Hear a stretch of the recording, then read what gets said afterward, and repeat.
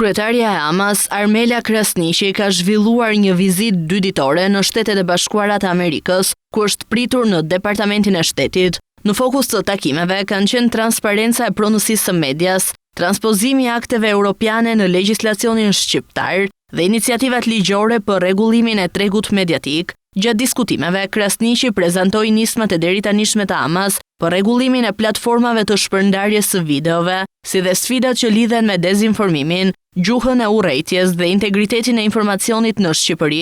Kjo vizitë i shërben institucionit i cili tashmë nuk është vetëm një përfitues, por edhe kontribues i politikave lidhur me integritetin e informacionit, lidhur me lirinë e medias.